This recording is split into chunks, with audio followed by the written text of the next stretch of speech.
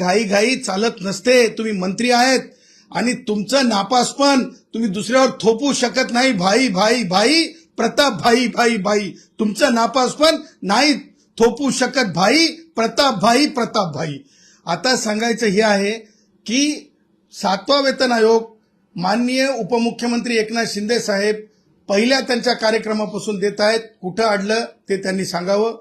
दुसरी गोष्ट, आमच्या कष्टकऱ्यांच्या नावाखाली इमोशनली हे करून तुमचं देणं आहे म्हणून अगोदर तर तुम्ही PPP आणलं, ते बेकायदेशीर आहे. त्याच्या बाबतीमध्ये आम्ही कायदेशीर अभ्यास करत आहोत. सगळ्या संघटनांना आव्हान केलंय, PPPच्या नावाखाली कोणाच्या घशात जमिनी नाही गेल्या पाहिजे, त्याच्या बाबतीत आम्ही अभ्यास करत आहोत. तिसरी गोष्ट, जे भाडेवाढ झालेली आहे 13%, भाई कमीत कमी म्हणजे ते प्रताप सरनाईकला टक्केवारी खूप लगेच कळते. मला आठवतंय ते कुठे त्या कोणत्या ट्रेनमध्ये जाऊ लागले ते उद्घाटनासाठी, तेव्हा ते सांगत होते ना की किती टक्के जागा कोणाच्या, किती टक्के जमिनी कोणाच्या. ते तुमच्या चॅनल्सवरून आम्ही ऐकलं. आता हे टक्के चांगले समजणारे 13%, माहितीये का दूधवाल्या भावाचे दुधातला भाव वाढलाय का 13%? हा, भाजीपाल्यावाल्या भावाचा भाव वाढलाय 13%. हा, कष्टकरी, कामगार, श्रमिक, श्रमवीर, माननीय मोदीजी म्हणतात श्रमवीर वाढलं. कधी वाढलाय का या श्रमवीरांचा? म्हणजे रोज त्यांना जे मिळते रोजचे पैसे, त्याच्यात वाढ झाली का? माझं असं म्हणणं आहे, प्रताप सरनाईक, माननीय उपमुख्यमंत्री एकनाथ शिंदे साहेबांना सांगा ती लाडकी बहीण बंद करून टाका. ती योजना, खऱ्या लाडक्या बहिणी जे कष्ट करतात, शेतात काम करतात, त्यांचं जे आहे ना, त्यांच्या बाबतीमध्ये अधिक श्रमावर आधारित योजना आणा. ते बस झालं. तेच पैसे म्हणजे सामाजिक न्यायाचे पैसे तिथे द्यावे लागतात. त्याचबरोबर तुम्हाला सांगतो, आज एसटी मध्ये पैसा येण्याऐवजी पैसा सरकारकडे शॉर्टफॉल का होतो? तर कॅगनं सांगितलं, सीएजीनं सांगितलं, मी नाही म्हणत आहे, सीएजीनं सांगितलंय की लाडकी बहीण योजना ही योग्य नाही. का योग्य नाही? सामान्य कष्टकऱ्यांसाठी योग्य नाही. का योग्य नाही? तर जे टॅक्स पेयर आहेत त्यांच्यासाठी योग्य नाही. का योग्य नाही? तर ती योजनेमुळे लाभ होण्यापेक्षा आपण मागे चाललो. हे सगळं लक्षात घेता नम्रपणे आमचं म्हणणं आहे की भाडेवाढ ही चुकीची आहे, ही गळचेपी करणारी आहे.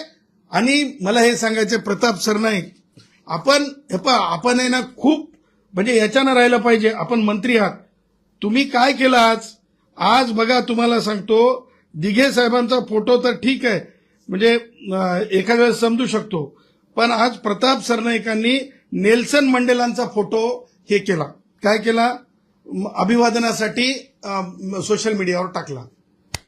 नेल्सन मंडेला वाचलाय का हो तुम्ही? नेल्सन मंडेलांची लाईफ वाचली का तुम्ही? आत्मचरित्र माहित आहे का तुम्हाला? एकीकडे तुम्ही 13% भाडेवाढ करता, त्याच सकाळी तुम्ही नेल्सन मंडेलांना तुम्ही अभिवादन करता. हे अभिवादन नाटकी वाटत नाही का तुम्हाला? हे अभिवादन म्हणजे अगदी म्हणजे तुम्हाला वाटत नाही का की अपमानजनक आहे? आणि म्हणून माझं हे म्हणणं आहे की ही भाडेवाढ नको. ही भाडेवाढ कोणत्याच गोष्टी, दुधाच्या पैशात वाढ झालेली नाही, भाजीपाल्याच्या पैशात वाढ झालेली नाही, कोणत्याही पैशात वाढ झालेली नाही. आणि ही माणसं याच्यातून प्रवास करणारी ही महाराष्ट्रातली अत्यंत सर्वसामान्यपणे प्रवास करणारी माणसं आहेत, ज्यांच्याकडे कोणतंच वेगळं स्तोत्र नसतंय. ती ही माणसं आहेत आणि त्या माणसांना असा त्रास नको. आणि म्हणून ह्या सगळ्या गोष्टीला डोळसपणे माननीय मुख्यमंत्री महोदयांनी पाहिलं पाहिजे. ही 13% भाडेवाढ जर तुम्हाला अशीच आता 13 उद्या 50% करा, उद्या 100% करा प्रताप सरनाईक, कारण तुमचा प्रोग्रेस रिपोर्ट नापाशा प्रोग्रेस रिपोर्ट आहे, नापाशा प्रोग्रेस रिपोर्ट आहे. आता डेपो राहणार नाही.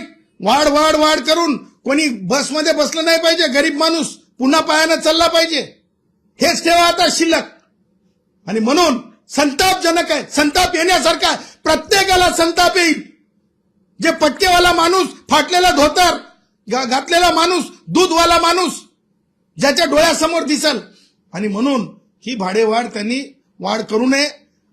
त्या उलट शासनाकडून स्वतःची हिंमत दाखवावी, स्वतःचं कर्तृत्व दाखवावं आणि 1 रुपया जरी नफा नाही 100% तोटा जरी असला तरी, मी काय म्हणतो लक्षात घ्या, 100% तोटा असला तरी 7वा वेतन आयोग द्या. 100% तोटा असला तरी सुद्धा तुम्ही बसचा प्रवास 13% वाढ नाही.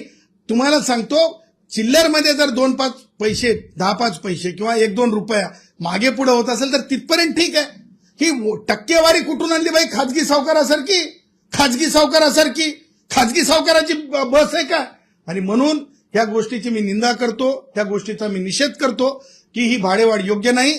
आणि कष्टकऱ्यांच्या नावाखाली इमोशनल ब्लॅकमेलिंग करून देणं आहे म्हणून कष्टकऱ्यांना पुढं करून डेपोचा, मला म्हणायचं नाही खालसा करून टाकायचा काय जमिनीचा, ते डेपोलाही कष्टकरीत दाखवायचे, भाडेवाढीलाही कष्टकरीत दाखवायचे आणि आपण मात्र नापासी आपली पुढं चालू ठेवायची. हे चुकीचं आहे.